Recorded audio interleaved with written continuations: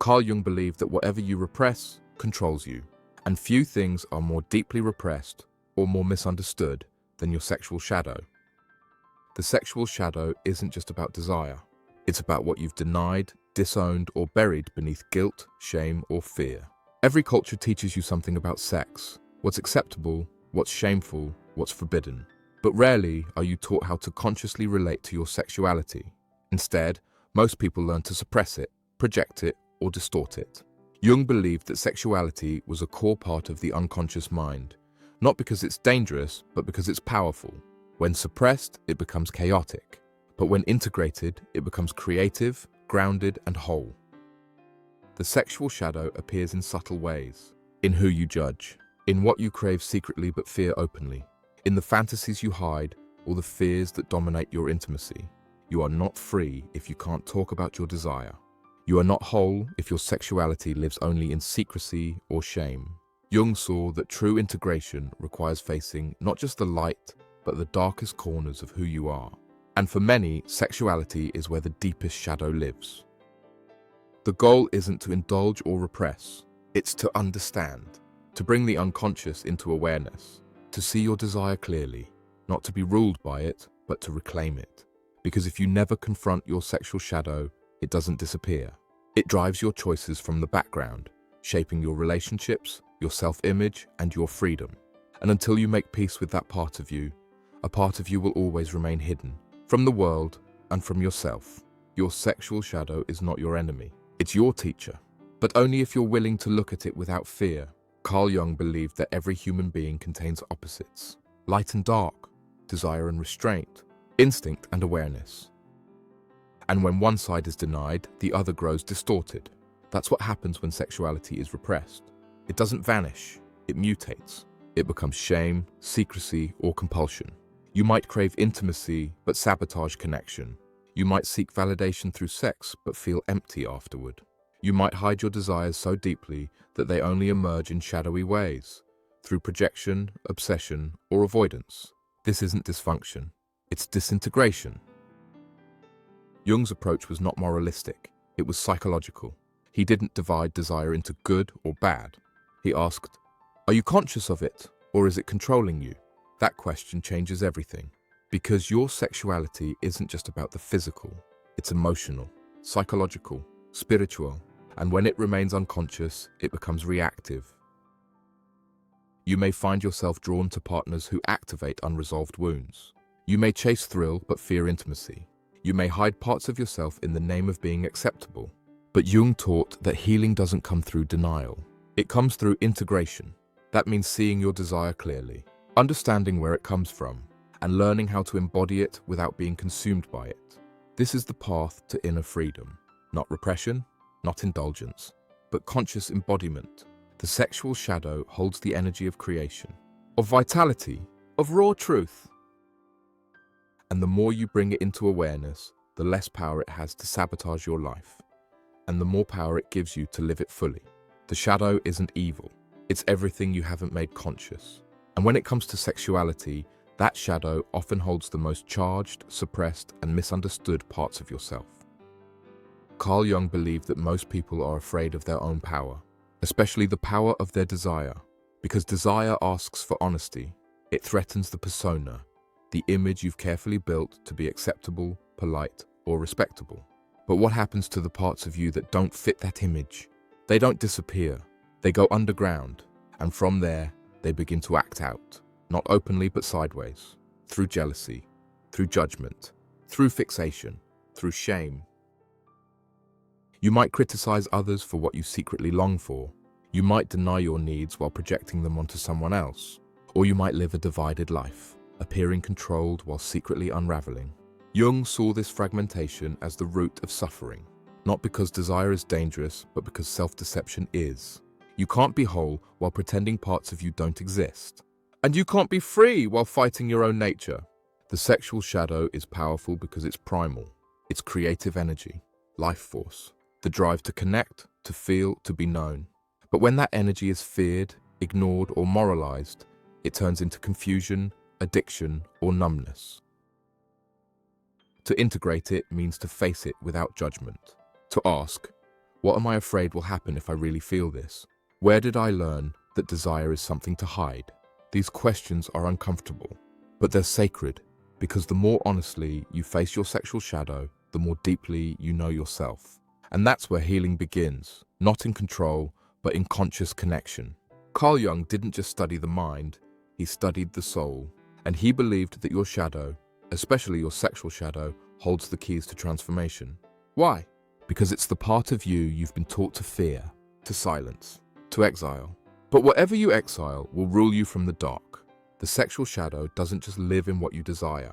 It lives in your fears around being seen, your guilt around pleasure, your shame around power, and your silence around what you've never given yourself permission to feel. You might keep it buried to stay in control, or to be seen as good, spiritual, disciplined, strong. But Jung's work reminds us, what you repress doesn't make you better.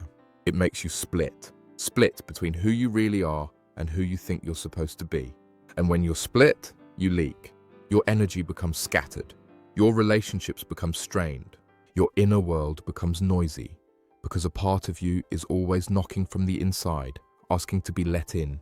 Integration means listening, not to act on every impulse, but to understand what's behind them, to get curious about your longing, to feel your fear and move through it.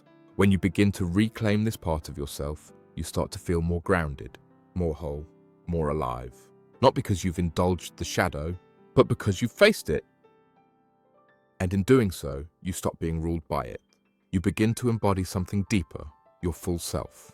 Jung believed the path to individuation goes through the shadow, not around it.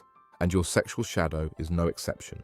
The reason most people never integrate their sexual shadow is simple. It challenges the image they've spent their whole life protecting. Carl Jung warned that the shadow, once ignored, becomes projected. And the sexual shadow is one of the most commonly projected parts of the self.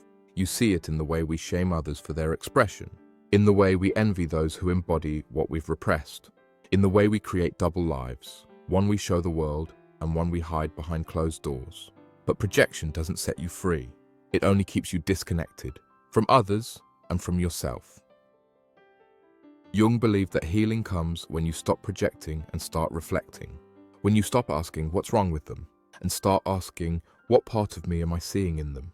The people who trigger you often reflect the parts of your sexual nature you haven't owned. Power, vulnerability, freedom, wildness. This doesn't mean you have to act on every feeling. It means you become conscious of them so you can choose instead of react. Because when you ignore this part of yourself, you give it power. But when you explore it, you take your power back. Jung called this the work of individuation, becoming whole by integrating what you've disowned. And your sexuality is not separate from that process. It's central to it. Because how you relate to your desire is how you relate to your life. Avoid it and you shrink. Face it and you evolve. Freedom doesn't come from suppressing your nature. It comes from understanding it and learning how to hold it with awareness, strength, and compassion. Carl Jung often reminded us, what we refuse to face within ourselves will eventually confront us, through pain, through conflict, or through projection. Your sexual shadow isn't something you get rid of. It's something you integrate, not to be ruled by it, but to understand its place in the whole of who you are. Many people mistake repression for strength. They believe if they ignore their desires long enough, they'll disappear. But Jung knew that repression is not mastery. It's fear, dressed up as control. The person who integrates their sexual shadow doesn't become impulsive. They become intentional, clear, calm in the face of their own energy. Because they've met their shame, they've questioned their guilt, they've taken back the stories that were never theirs to begin with. This is the difference between being driven by desire and being directed by awareness. When your sexuality is unconscious, it leaks. It influences who you chase, what you hide, how you perform. It becomes something that happens to you, not something you are in relationship with. But when you bring light to it, you don't lose your edge, you gain depth. You can connect without controlling, desire without distortion, express without shame. Jung believed that every part of the psyche is trying to become whole, even the parts we've labeled taboo. And the more you allow space for that part of you, the part that feels, craves, longs, the more honest your life becomes. Because authenticity isn't found in perfection, it's found in wholeness. You cannot become whole by cutting yourself into acceptable pieces. You become whole by making peace with all of it, even the parts you once feared, especially those. Carl Jung taught that wholeness requires integration, not perfection, and your sexual shadow isn't a flaw to erase, it's a force to understand. The discomfort you feel around desire isn't a sign you're broken.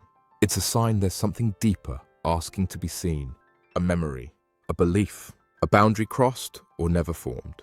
The shadow is built from those forgotten moments, and the sexual shadow in particular is layered with silence, because it carries not just personal shame, but cultural, generational, and religious shame too. Jung believed that what is most personal is often most universal. So, what you think is just your issue might actually be a doorway into something much larger than you, a path toward liberation, toward clarity, toward a kind of power that doesn't dominate, but knows itself. But that kind of power only comes through truth, not performance, not denial, not fantasy. Real intimacy, first with yourself and then with others, can only exist when the shadow is no longer hiding in the background. That means facing the parts of yourself you were taught to hide, the tenderness, the intensity, the longing, the fear. This work is not easy, but it is sacred because it frees you from false identity. It allows you to move through life with a deeper sense of presence and with fewer secrets weighing on your soul. You can't fully love or be loved while rejecting parts of yourself. So Jung's invitation is clear. Don't run from the shadow. Learn from it. Let it show you what you've been afraid to feel. Because when you face it, you're not just healing desire, you're healing disconnection. You will never be free until you stop hiding from yourself. Carl Jung understood this more deeply than most. He saw that freedom doesn't come from suppressing desire.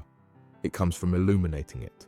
Because what you avoid owns you, and what you integrate empowers you.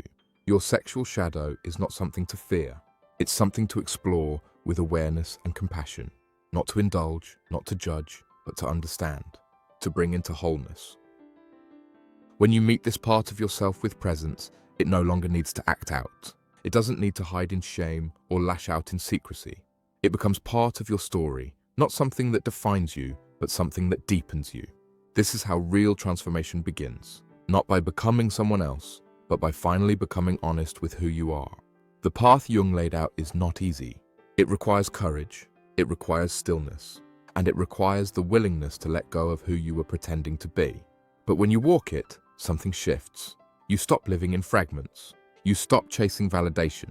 You begin to move with integrity, with power that is rooted, not reactive.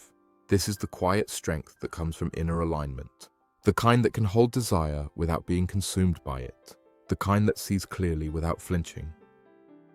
If this message speaks to a part of you you've kept in the dark, subscribe to The Wisdom Seeker. Here, we explore the depths others avoid, through Jung, shadow work, and the truths that challenge the surface. Because healing isn't about fixing what's wrong with you, it's about remembering what's real and bringing all of it home.